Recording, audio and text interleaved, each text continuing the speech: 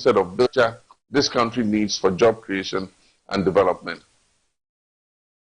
Their promises during their campaigns have not been fulfilled, leaving the ordinary Ghanaian burdened with the consequences of their incompetence, cluelessness, and shameless arrogance. Today, some Ghanaians glorify and make excuses for corruption because the NPP has allowed it to permeate every facet of our society. This must never be accepted as the norm. It hinders progress on many fronts, denying our youth of opportunities that should have come their way if state resources were meaningfully applied. Ladies and gentlemen, we cannot afford to let this dire state of affairs continue.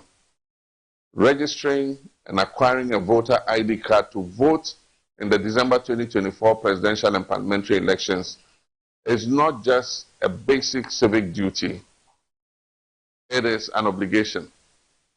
As a people, our starting point to effect real change in our country is to register and vote. You and I have a collective responsibility to use our votes wisely to hold our leaders accountable and demand the change we desperately need. It is the surest way to secure our democracy. As young people, we must hold immense power in our hands. The upcoming limited voter registration exercise by the Electoral Commission is therefore an opportunity to start the process towards making your voices heard and shaping the future of our dear country, Ghana. Your vote in 2024 will symbolize your desire for a better Ghana, a determination to overcome the challenges we face, and your commitment to help build the Ghana we want together.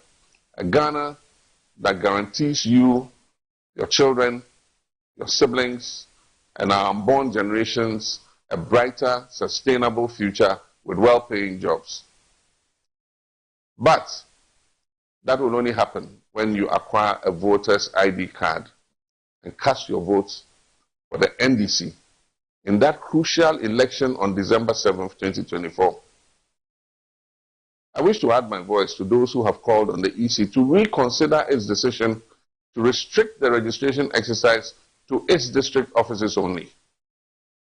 Acquiring a voter ID card affirms one's right to vote, and access to a voter ID card should be easy and not limited by location. Every Ghanaian deserves the chance to exercise this democratic right.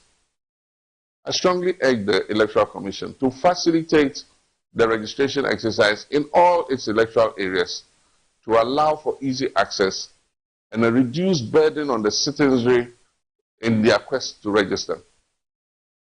I challenge the Commission to be more transparent with the processes preceding the start of the limited voter registration exercise, the replacement of voter ID cards, and the transfer of votes. As has been requested in a formal letter to the Commission by the General Secretary of the NDC, we want to know when the names and pictures of the registration supervisors, registration officers, registration assistants, and other officials for the exercise will be published at the district level as stipulated by the EC regulations. We've also requested information on the exact number and distribution of workstations, registration kits, and other logistics to be used in the exercise. It is also our very strong recommendation that in line with Regulation 22B of CI 91, as amended by CI 126, the Commission listens to the call for the extension of the exercise to take place in the electoral areas and not limited to the district offices of the Commission. This will curb many inconveniences, including transportation, lack of money to move from distant locations, and access. At this point, let me encourage all my comrades in the NDC to put aside every other thing or activity, and let's give our maximum attention and focus to this upcoming exercise. Let me urge all my fellow citizens, especially the youth, to take this exercise very seriously. It is your opportunity to hold your leaders accountable. It is about your rights. It is about your future. It is about our dear nation, Ghana. Let us join hands and work together towards building the Ghana we want. Thank you all, and may God bless our dear nation, Ghana.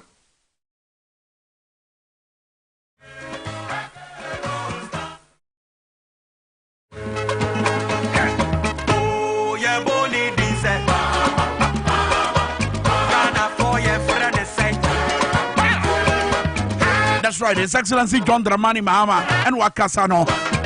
And Chebia no Kasa and not yenya technical difficulties where Yasabo back near Wakano. But Babia Wajaya a here was a gun and Ibia Etienne say NDCO say one yo Obia. Watch any musen Sakaya Bessie Ebakoso or my Ghana. Yemfa Bibia and Chinese for your one day.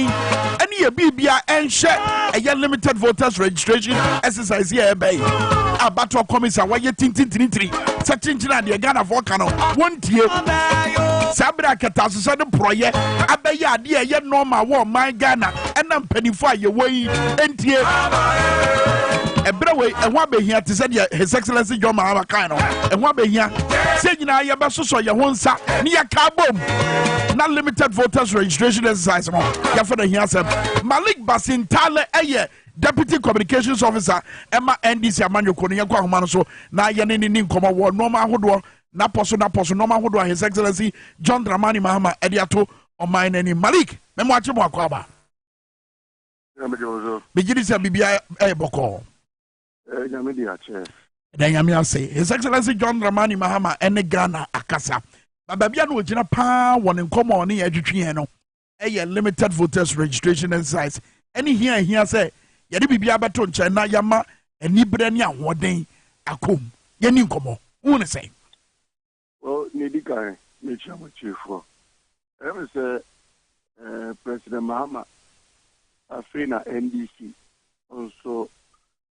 The ESW voice kakra at all other political parties because last week more than 7 political parties a press conference. Now more press conference, you know, which you say some of discussing or IPAC and say for adding your discussing and this humano. And you don't know what you so. Moko IPAC. Electoral areas are yet targeted for about 80 assembly members. And a registration exercises in here. Because in every limited voter registration exercise, there should be an impending election.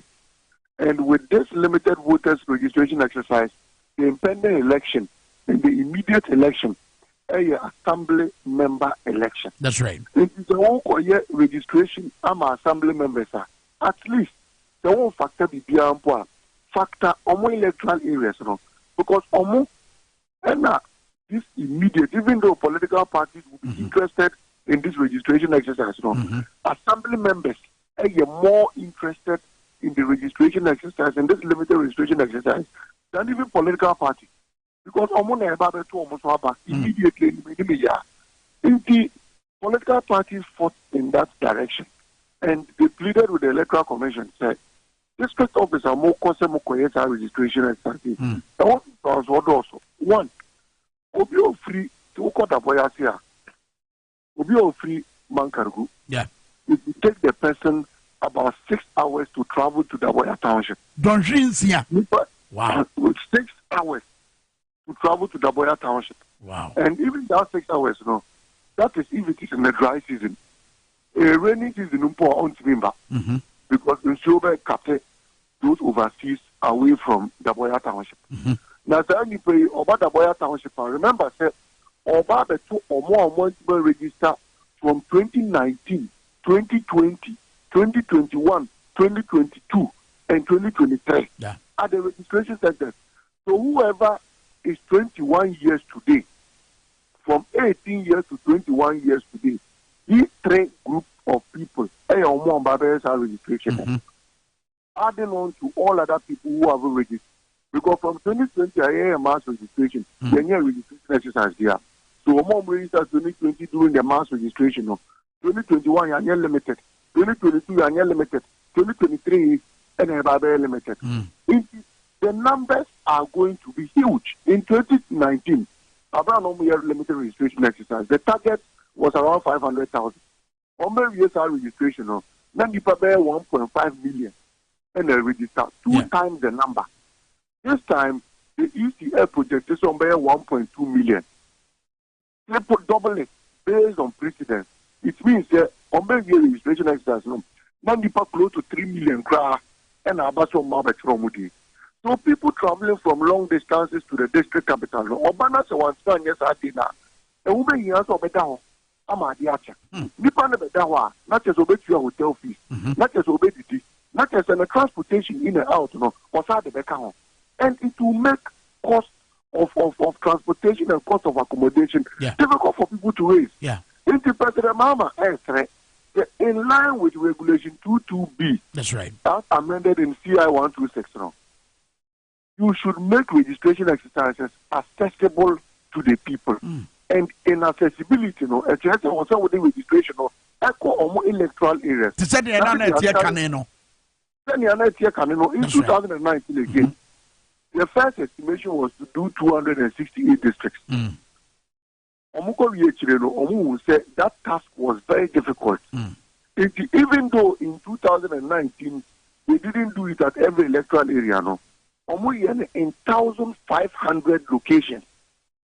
There were many constituencies and many districts more than enough registration centers to undertake these registration exercises. And the Mekai said, even when the EC ran out of machines during that period, they segregated it into phases. Into phase 1. You start to the phase 2 in another area, if you remember. So it was not done in bulk because EC can some machines so. But strategically and through the contributions of political parties, in phases. So why is it that this time around our numbers don't go across easy for Agina to prepare in the electoral area? And they have intentions to do certain things. Mind you, Obi free Mankargu, Obi Otebole at the Dwaboase township. People are not to me who need free Mankargu. And how will people be able to even testify? Because they will only come to the district offices and will be free a Caribbean say, ewa. Nipano, why never they did answer, say, Nipano no preso free Sakroma. But we are on the electoral area, so be any mobile at least in the electoral area. And these assemblymen and political parties on the represent to will be able to testify. So all we are pleading is yes, registration no any accessible.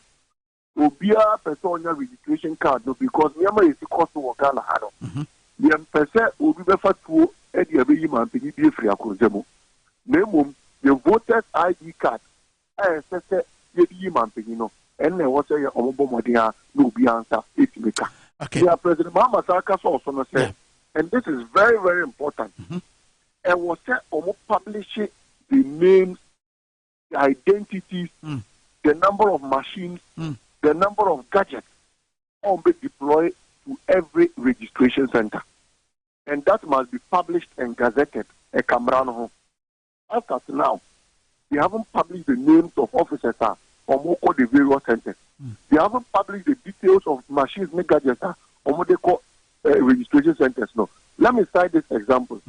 In 2019, the registration machines Minu Eba Salaganov. Okay. And Omoka said that registration machines Minu and this ESR registration. No. Little did we know. So almost also the third machine buyer, the Akosi, branch chairman fee, MPP branch chairman fee, register for. So I led the arrest of those individuals. And I moved to the branch chairman's house and I arrested the EC officials. That EC officials now know me more on that constituency youth organizer in Salgan of the MPP. Instead of two machines that we all knew, some of the 3 machines in the buyer and only one machine called MPP branch chairman fee. Almost all register on one case. So these are some of the loopholes And anka nyese yekoche omoje machine na anka omode woyini. And even in the long run, omo register omo ye chire sa so omo yi dino enfrimo. Little did we know say police for no so ekato omo ni omo the machine no kosa. When we had handed them over to the police, what happened in Salga North? NBC, for the first time, you're losing Salga North seat, you know. So this time, if we hand people over to the police and the police will not take decisions, we have advised ourselves. It's really hopeful. Next time, we will advise ourselves and that issue we will settle it at the polling station and not at the police station. Okay. These are the key things I think as a political party, you're raising. And you dream bonia, if you phone MP before the teacher, yes, we enter a Asamba kwa Malik, His Excellency John Dramani Mahama Kanya, Chim Agency, so me what atenka se, a tiefoni a refo no mutieno, a heno, and then ya drain war. Eye, baby, I do so mine. And they said, ya man for ya crado, so mo betu abawa bra yeko 2024. Now, Yenim said ye easy in Wayane Noma. Sebi amuni omo twetanya eyana dan dan yina no mugira no akoye tintintiniti se ne amodi ato omanimi so mantia e de na obeka che Ghana ni na wotie sabre wotie His Excellency John Dramani Mahama why crowd so obeto aba se de be ya nsakraye besi e de na obetima ka che omafa boa mo beboa so mo din e be ko abato omanim you see no kwe wo mo ne se omo de registration center no ko Afghanistan kra ye be register omo the registration center no e ko Russia Ukraine no po ye be dodge bombs ni nyina ko register intini etie bia no registration exercise na there we will partake in it because enemy ya hon there ye di be tu aban fun e dey free at there enu kwani ya hon there yo it's registration exercise na there. We will mobilize our people, we will move our people, and we will ensure that we be register. Yeah, President Mahama Kasso also said, yes, there will be Biara would say yes. Will be Biara wire crowd will say, will be two about phone, free ideas. Will be Biara wire crowd will say, I buy your mobile or mobile number, chrono, and over the issue with this one, cloning that done for 2.7. And also Biara who said, a Honda. Ube to make it two or more free ideas so and only voters ID card. It's more beyond now cassette or media me register, media buying the money to me register, media the one could register and your voters ID card. I'm ready to say I was also about we need a Honda say what the better about. We are pleading on everybody. Take the pain, take the sacrifice. As a political party, you better ama ye interest no anya jinayo. All other political parties are in support of this except MPP4 and E24. MPP4 and E24 kwa and a good general pinting say registration not only at the district centers. APC, PNC, DPP, NDC, everybody is against this policy. In the Yebekoso, Akuhuntokwa, Yebekoso, Epejawa Mubianya, Tiasewu, but 10 years, Piano, still be Biaroti, say, NDC will participate in the registration exercise, and all other Ghanaians, there was to be a Eden Hushim. Ubian Kononko register, why will register, you know, Konako register, then you voters ID card. About 2 be, Yempese de Biagro, Yempese, Yadibe, La Subla Labina, Ekopiechino, na Yasanya by phone. At the DNM, yet by Papa to say NDC, led by John Dramani Mahama, so maybe DNM 2024 about one more. Now, on there, you bet to me Eddie Naba, your voters registration ID card. That's right. Yes. But Matthias, I mean, say what normal be brave, but answer the memoir corner. Make it here for say any Malik Basintale, Deputy Communications Officer Mendy Manu Kono, and a Cassandra be a baby phone lines, Naman Sumabeka and Common. But Malik, last question.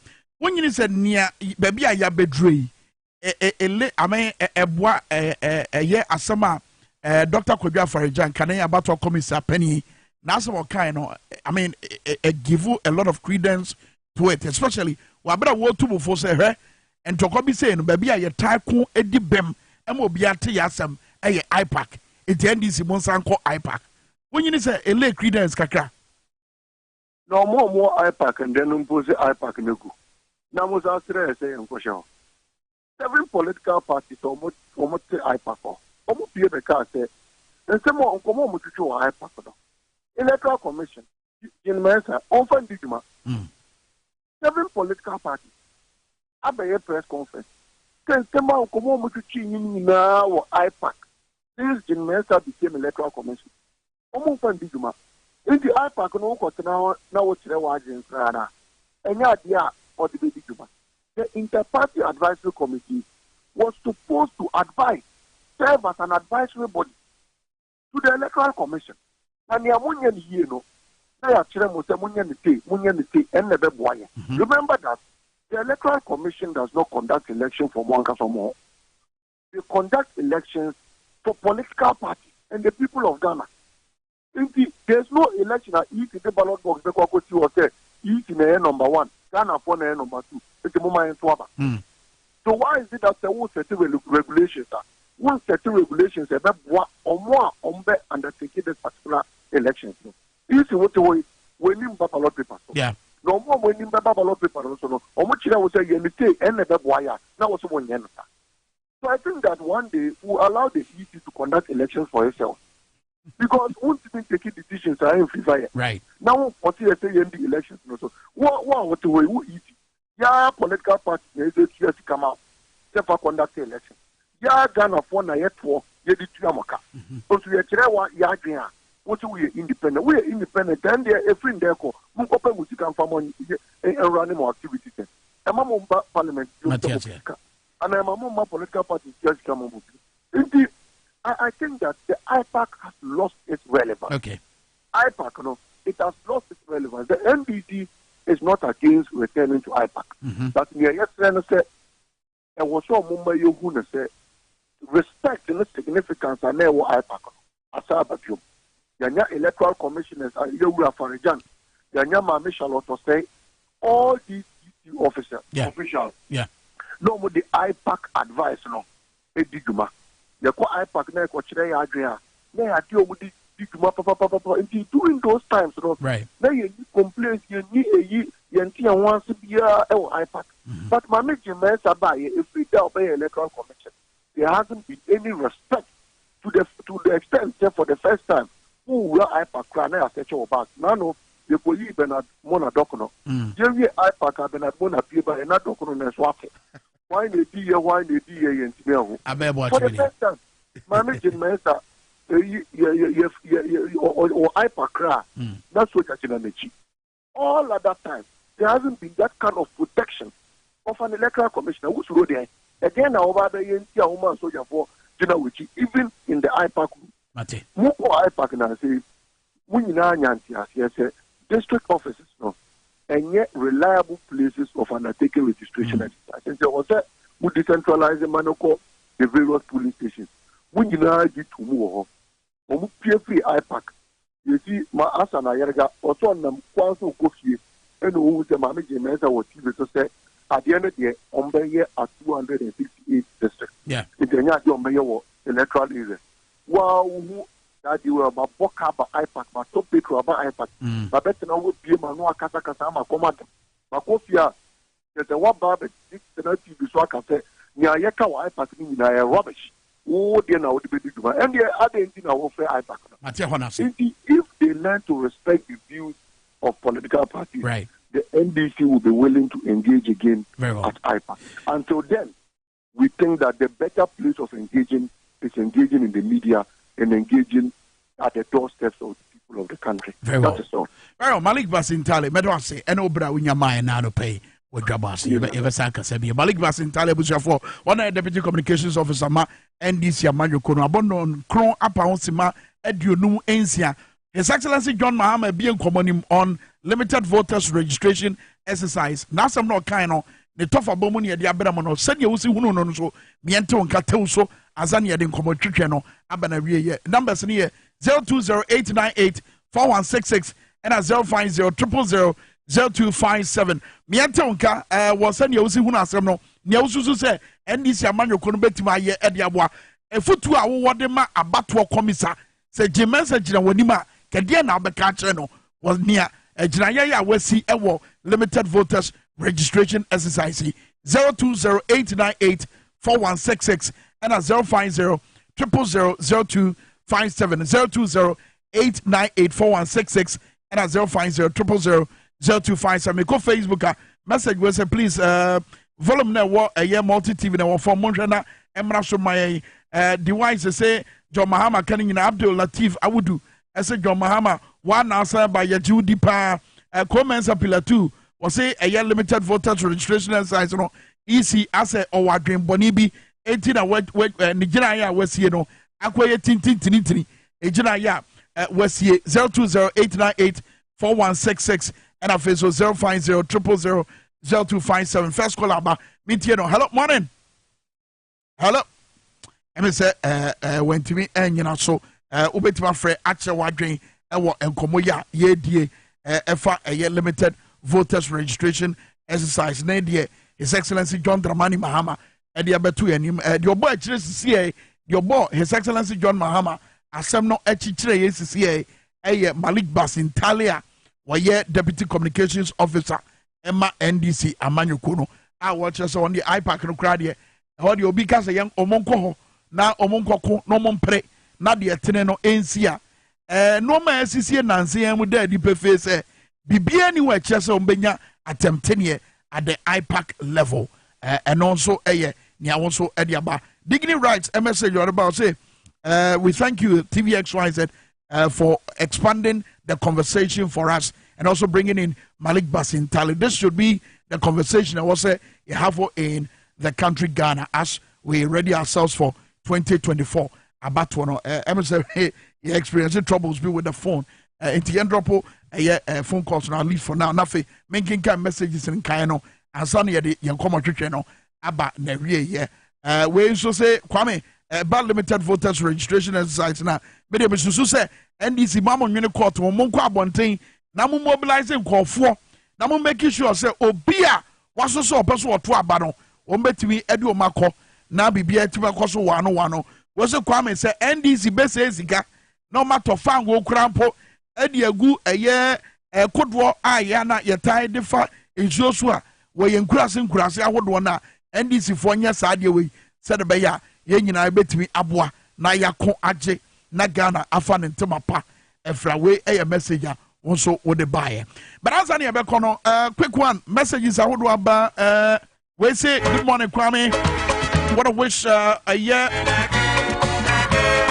Kobe Ballon our deputy organizer ma NDC Amanyokono a happy birthday also Kwame catch and say he's not serious in this country what did the American say and a face was also ma Shelina na Ampem Eastern Regional Women's Organizer a happy birthday where every leader double ho abusia for hani ade mo besi otira nyame ya adoma ye besa ba na de ye yasa bodwada ta ya dwendwen o my Ghana ho bidia ne Kwame Minkah agimanie power nie or the power mid morning Abraham sisi bye bye.